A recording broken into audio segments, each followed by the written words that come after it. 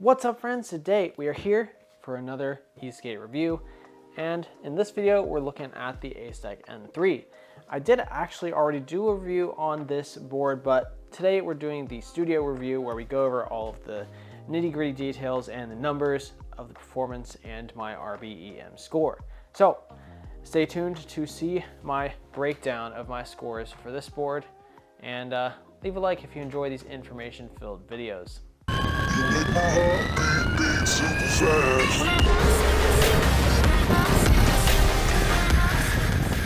All right, so there's three things that we're going to do in this video. First, I'm going to give you a short breakdown of what this board is. Second, we're going to go over the PSPEC score. And then third, we're going to go over the RBEM score.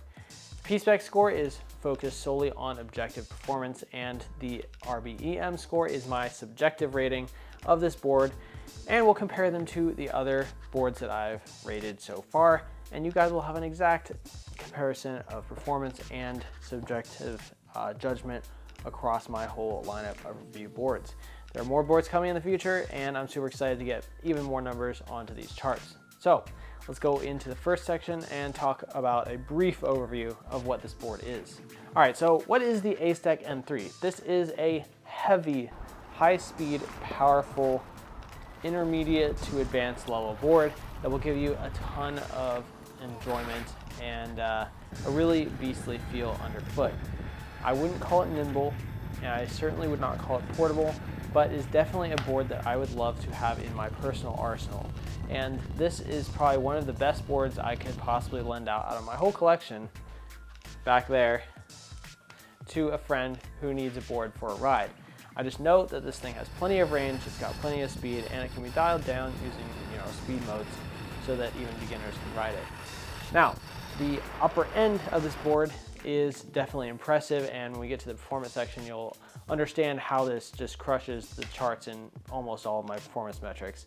But all in all, to answer the question of like who is it for and why would you want to buy it, performance, range, and so far reliability, but mostly who it's for is advanced riders or people that have a little bit more budget to spend on an e-skate, who really want something that's going to stand the test of time in terms of their skill level. You can grow into the full skill level of this and be right up there with a lot of the other high performance boards in the market.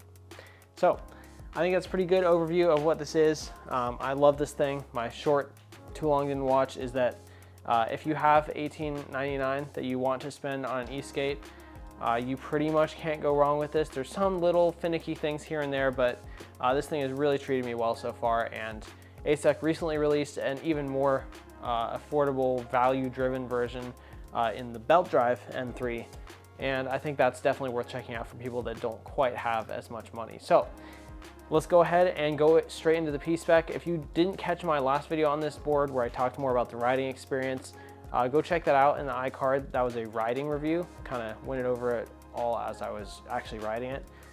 So be sure to check that out, and then now we're just gonna go straight into this PSPEC score. I'm gonna put this video in right after my quick opinions section because I think it's important to know. And this is the charger for the Acedeck N3, and it is a 14S 6 amp charger. Pretty hefty, very compact because it is a GaN charger, gallium nitride, and this charges the board up fairly quickly. I honestly didn't take account of how long it takes. It's a couple of hours for sure, but the one issue is that this thing gets extremely hot, so I do not recommend placing this on carpet or any kind of cloth. It's not going to catch fire. It does only get up to about 60 degrees Celsius while charging, but I just feel much better if I leave it on top of a base plate or something metal or concrete because it does get really hot to the touch. I wouldn't want a child to touch this, and you probably don't want to pick it up and grab it super hard right after it's done charging either. So just be aware of that. Acedeck probably should improve this in the future, and also it kind of makes like a weird buzzing noise, but there's no fan. So I really enjoy the compact size and the high charging current of 6 amps, but it does get hot. Not as hot as the X-Way one, but hot indeed. All right, so PSPEC score. If you haven't watched one of my reviews for, I'll link my last review that I did up in the iCard. I believe that'll be the Meepo MV review, but I do this every time, and it sort of breaks down all the performance characteristics of a board that I think are super important, and gives you the raw data and compares it to the other boards that I've tested. So there are 5 different things I test. One is acceleration, and that's a combo of 100-meter sprint and 0 to 20 miles an hour. I test the braking, which is 15 to 0 miles an hour. How many feet can it do it in? I test the max speed. I test the stall torque, and then I also test the range. And I think all of these things bring together a really awesome way to rate each kind of board and compare them objectively. So let's just jump straight into the first one, and of course I'll put this data on screen as I talk about it. The first thing we're going to look at is the 0 to 20 mile an hour acceleration test, and in this test it did extremely well, coming out at a 1.97 second 0 to 20 mile an hour test. Now that is incredibly impressive, and the only things that are close to it are, ironically, its predecessor, the Acedeck Nomad N1, and 2 of my race board phases, as well as a DIY board and a Defiant one, which is also basically a DIY board. And the next closest thing is the basic 2-wheel drive X-Way Atlas Pro. Of course, there are a number of other boards in this sort of price range and style that may fall in that higher performance category, but I haven't got the chance to rate them yet. So if I get the chance, they'll be on here. But right now, it is #1 production board on the list, barely edging out the N1. The ESC is very similar in these 2 boards, but yeah, the performance is absolutely incredible. 1.97 seconds is so fast that it actually takes you time and trying multiple times to get the actual best time. I had to launch this probably 10 or 15 times to get the best time, and it's just because you really have to nail it to the floor and be leaning forwards a lot. So really impressive. And then along with that is the 100-meter sprint, and the N3 came in 2nd place. Unfortunately, when I had the N1, I wasn't able to get the 100-meter sprint done. I'm sure that it would be almost identical though, since the ESCs are basically the same. Tuning is a little bit different, but at the end of the day, it's about the same. But for the N3 in the 100-meter sprint, it comes in 1st place production board again over the Defiant one, and then the 2 boards near it are my 2 DIY boards. So again, really impressive performance there. So next is braking. And interestingly, braking was one thing that differed between the N1 and the N3. I'm not sure if there was a mistake with the braking settings here, but in any case, the difference is only about 5 feet. So I try my best to do all these tests without any kind of interference like slippage or setting changes or anything, but in any case, it did pretty well. The only boards above it are actually the X1, which is interesting that has stronger brakes, but different gear ratio, you know, different tires. It's really hard to compare these things logically. You kind of just have to look at the numbers. But it still did pretty well, coming in 6th place with mostly DIY boards in front of it and 2 Acedeck competitors. Now, the next thing is top speed, and top speed is usually really hard to test on these boards because honestly, a lot of them are getting really high and it's a little bit scary to test them. But top speed on this board is the same as the N1 at 38, and you definitely can hit that. And if you're a lighter rider and you may be on a slight downhill, you might get a mile an hour or 2 above it. If you're a heavier rider and maybe on a slight uphill, you might not even reach it. Kind of depends on your conditions, but that's what I was able to achieve, and that's very high on the list. The Defiant one does edge it out a bit, and of course my DIYs can edge it out as well, but for a production board, does a very high speed and is very impressive. Last thing, 2 more things, stall torque and range. The stall torque test did pretty well, came in 4th place, and this is quite interesting actually. The stall torque of the Atlas Pro was a bit higher, and I think that just comes down to the difference of how many amps the ESC is willing to put into a stalled motor. And that's really just like up to the manufacturer. So for the Nomad 3, it came in 4th place with 2 DIYs and the Alice Pro in front of it. And yeah, that's pretty impressive for sure. Oh, and the N1 actually, I guess, was tuned a little bit different and came in 1st place. But either way, still impressive. And this thing will put out a lot of kick from a standstill and get you to that 20 miles an hour and over incredibly fast. The last thing here is the range, and I have a new chart for the range test. I'll put that on screen now. I added an additional data point, which is the % difference between board advertised range and actual. So first I'll just show you the board range set, and then you can look at the comparison. So the Acedeck Nomad N3 comes out #1 in all of my range testing for production boards, and it got 34.4 miles. Incredibly impressive, and I mean, it's sort of to be expected from such a ginormous 14S 6P P4E2A battery. Now, there are 2 other versions of the N3. One of them has 50S cells and one of them has 50E cells. The 50S cells probably will get a good bit more range than this because of the high P groups and the lower amp load of this ESC compared to like a VESC build. But I don't have that board, so I wasn't able to test that. But for the P4E2A version, it gets 34 miles, and that's absolutely incredible. Most people will not need that much range. Couple caveats: rider weight was about 175 without gear, so probably like 185 with gear and backpack. And the riding conditions are fair weather, like 70 degrees or something like that. And the route is my standard range test route that I test all the boards on. But if you are in an extremely hilly area, you probably will get less range, or you will get less range because hills do suck up range a lot. If you're in a very flat area, you may get even more range. So kind of depends, but I do have one major hill on this route that I take.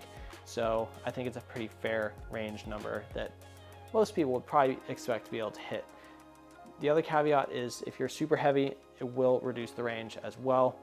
Or if you're really light, you'll get even more range. So that's kind of what you got. The other chart here, we'll switch over now, is the actual versus advertised. I think this is a fun chart just to show what kind of % differences there are. And you can see those all on the left there in the red. And then you have your actual range in blue. For the N3, it's in pink, and the advertised range is in orange. So I just think this is a fun chart to include and start holding these manufacturers accountable for how much they're overrating their range.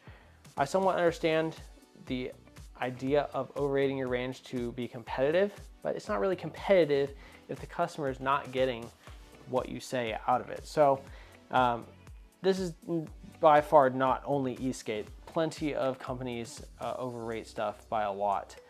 But we'll try and get the honest answers here and make sure that we've got real numbers out of all these products. So that is all of the data.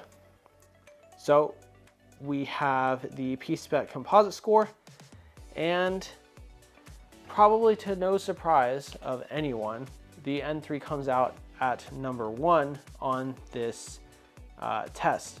Now, unfortunately, again, I had the N1 for a really limited time, so I wasn't able to do a range test with it. Which is unfortunate. If I ever get my hands on an N1 again, I'll do that again. But for now, for all the boards that I've done real range tests on the same route, Acedeck Nomad N3 comes out on top. Very impressive, and it comes out with a 76.6, and I've taken off my race boards on this chart because I don't think it's a fair comparison, because I mean, you can't buy them, but I did leave Black Mamba on here because it's a fairly straightforward DIY build that I've done on the channel and uses some production parts that I think reasonably most people will be able to achieve. So pretty cool stuff. Getting a super high score on the chart is impressive, and it shows you how high these things can actually go. So as we get more value, high quality, high performance boards on the channel, you'll be able to see how different they are from some of the more budget boards and what more you can get for the extra money that you might be spending. So pretty cool stuff. That's your total composite score of 76.6. And that's it for the PSPEC score. Hopefully you guys find that interesting. I really love doing these data-driven testing videos and stuff like that. So now we'll go on to the subjective scoring, and I think this is equally important because it gives you an idea of me comparing this board to other boards that I've ridden.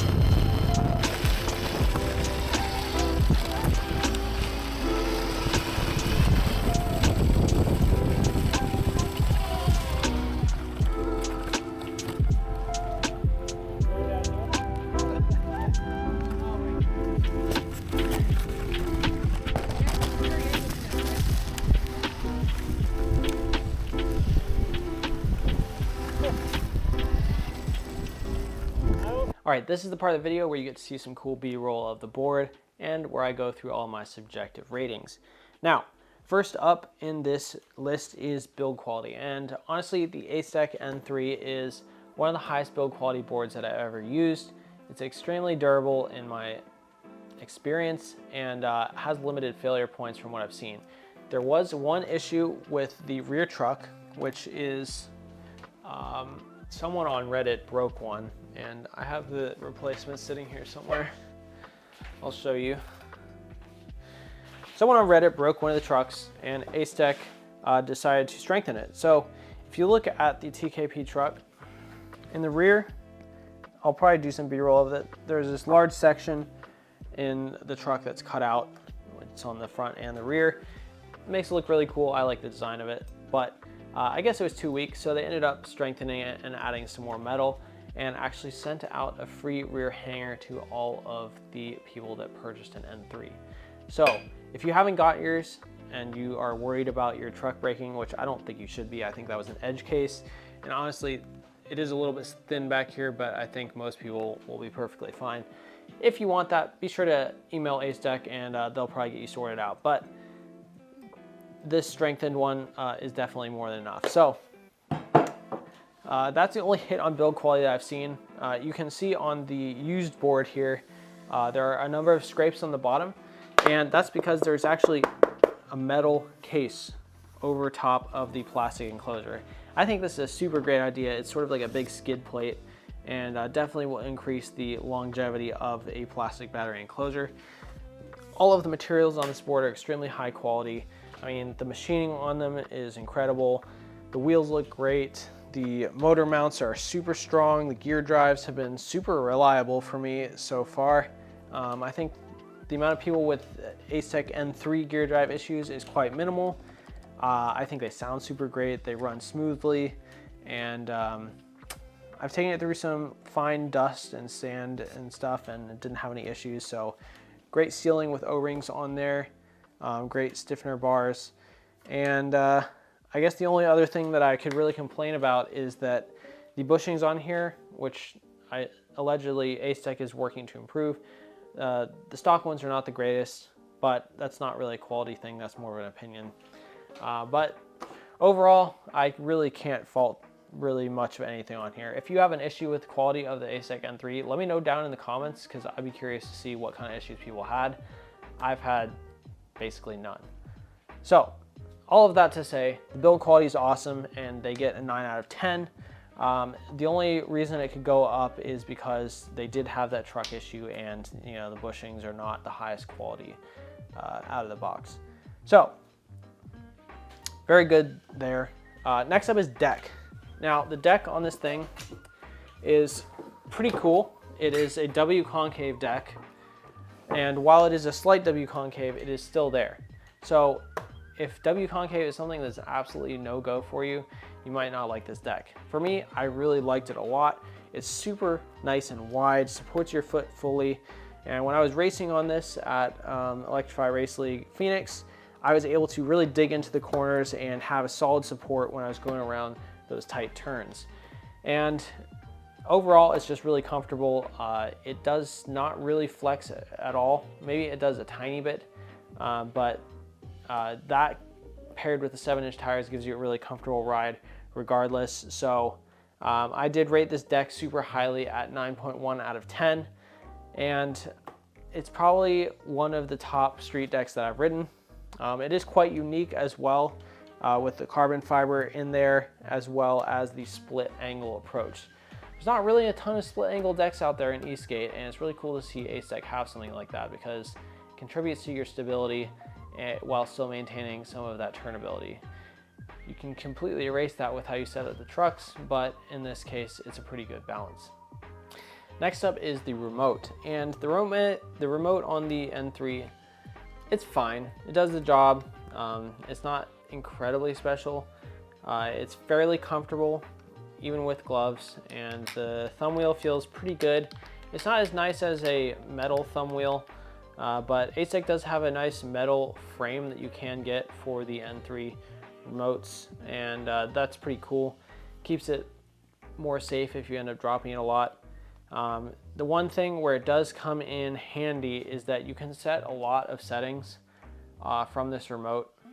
All right, so to access the advanced settings I was talking about, you press the function button 8 times, and you have a huge host of 27 different options in here, including motor run modes, max speed, battery out max, battery cells, obviously though you're not going to change those, but driver frequency, maximum braking percentage, all kinds of things.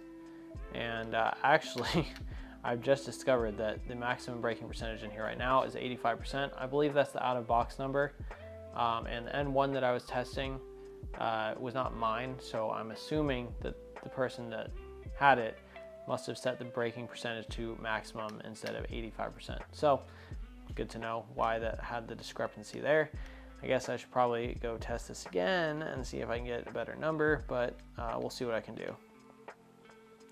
There really is a ton of stuff in here, and I don't even understand what half of it is, but it seems to be a lot of acceleration curve adjusting and all kinds of stuff, but it definitely has a huge advantage there over its other competitors in the market, including ones that look similar to this remote and are also you know, Hobbywing based ESCs. So pretty cool, but it's not super fancy. It does turn on and off the lights, but I would like to see a color screen on a second version or a newer version of this remote to catch up to some of the other brands like Backfire and X-Way. In any case, it gets a pretty good score of 7.8 out of 10, and we'll go straight into the ESC, which is closely paired with this. Pretty great ESC. Overall, it delivers a lot of power in a mostly smooth way. However, like I complained about in the riding review a little bit, there is a little bit of jerkiness when you let off the throttle after a hard acceleration, and that is definitely noticeable in S Plus mode the most.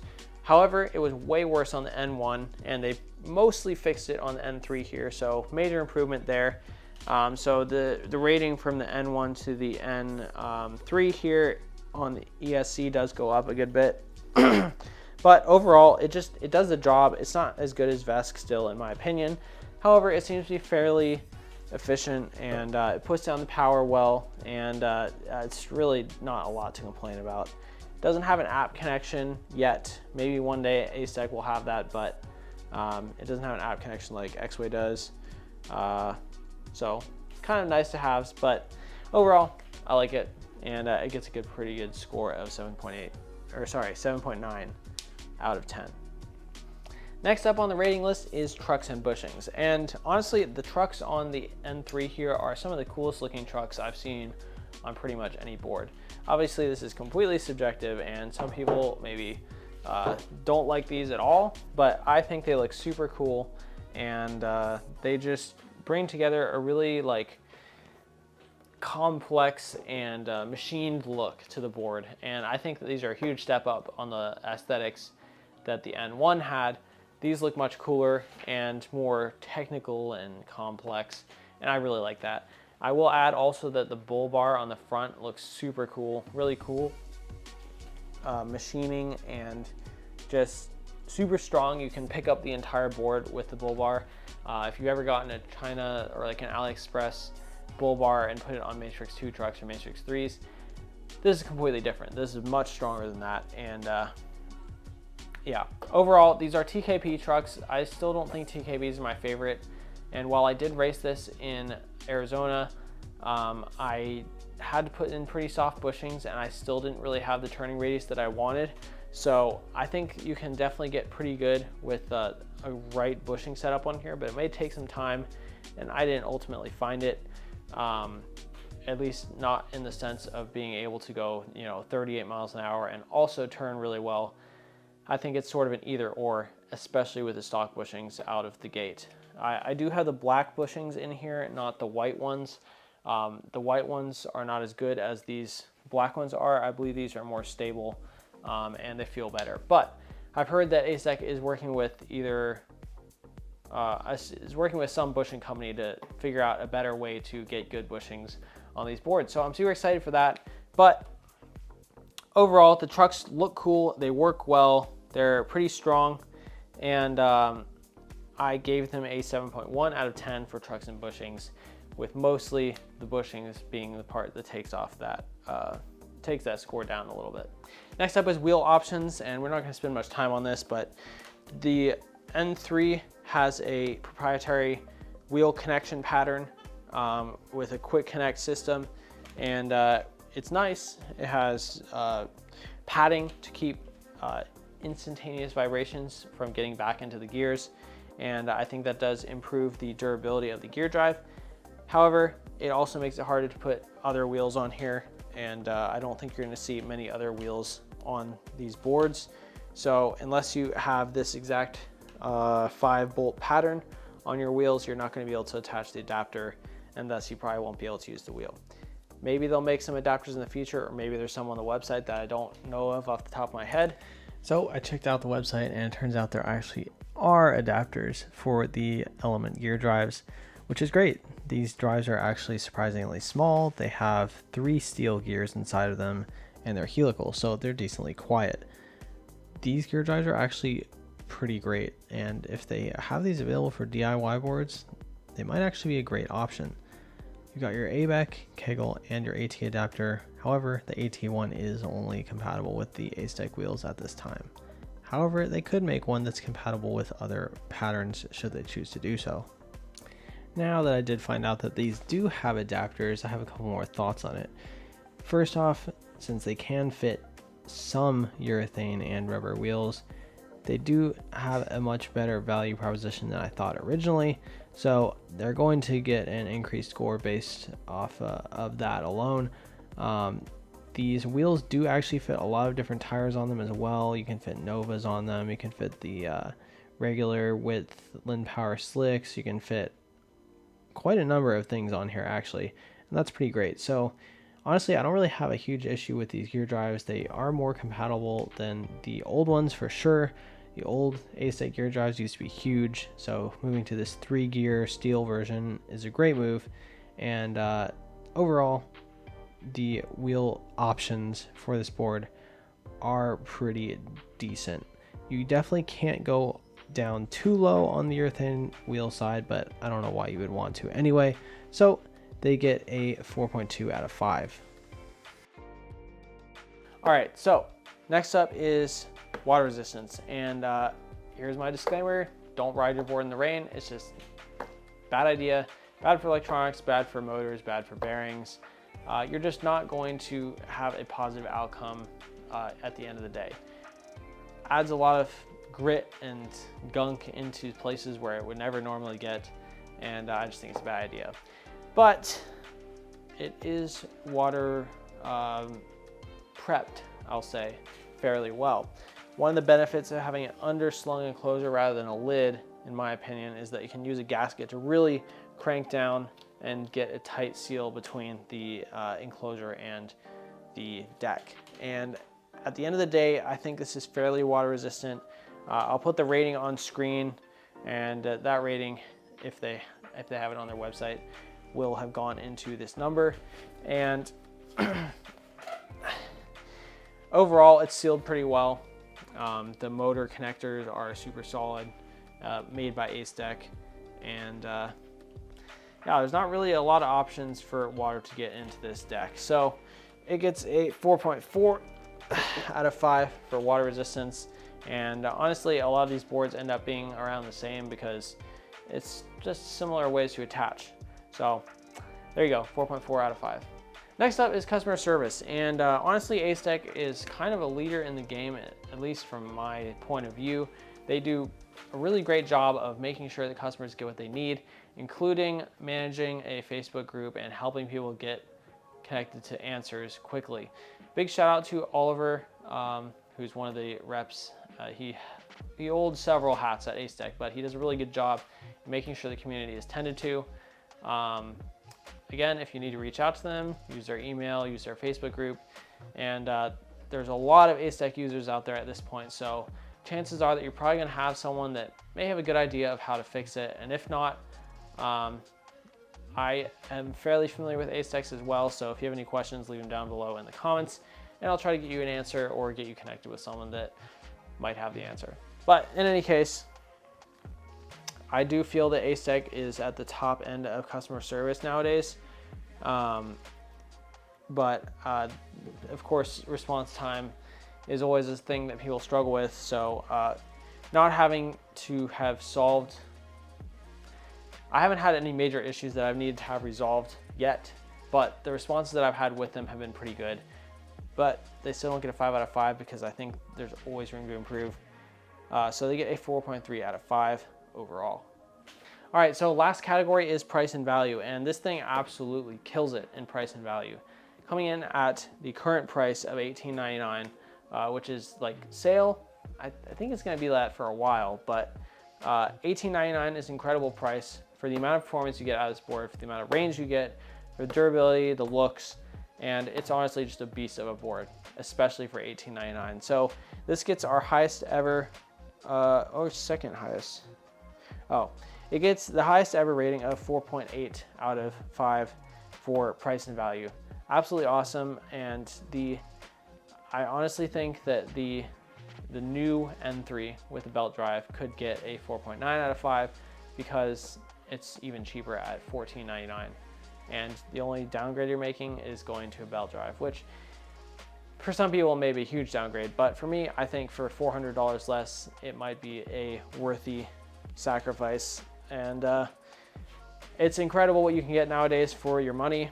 The fact that this $18.99 board absolutely wipes the floor with a lot of its older and more expensive competitors. Really great job to Acedeck. Honestly, this board is awesome. And if you're wondering if you should get one, like if you're on the fence, you probably should just get it, because if you're already considering this amount of money, there's not a lot of other competitors out there that are going to give you the performance to value ratio that this thing offers. So just go ahead and do it. And if you have any problems, the Acedeck community will probably take care of you. So overall, pretty great. And this brings us to a total new record score of 58.6 as our RBEM score. And remember, that is out of 70. So pretty awesome. And this does have a very high dollars to score ratio. It's third place behind a couple other boards just because of their price to value. Honestly, this thing just wipes the ground with a lot of the competition. It is second to it is the Flex Pro, which is a completely different board, but also a very nice board that I think serves its own purpose as well as this board does. So again, awesome job, Acedeck. I have my comfy cruising speed at 30 miles an hour, and to emphasize the non-portability of this thing, besides being very long, it also weighs 44 pounds. So keep that in mind. The Elite version probably weighs even more since the motors are bigger, and I think the 50S cells might actually be a little bit heavier than the P42As as well.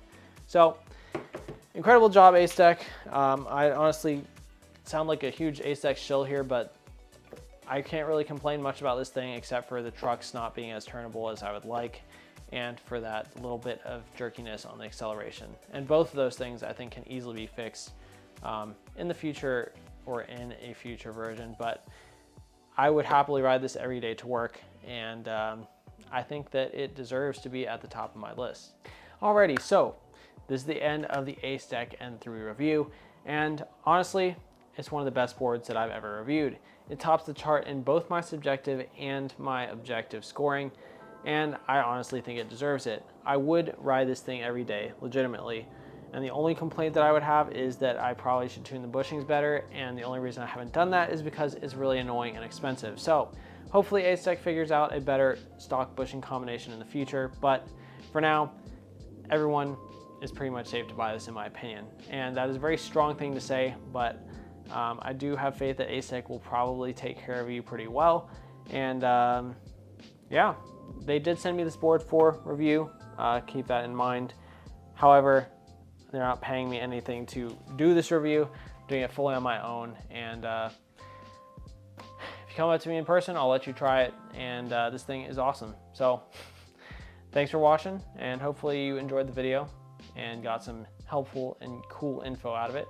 If you did, make sure to leave a like down below. It helps me know if I'm doing a good job. So until next time, stay safe, keep on riding, and peace out.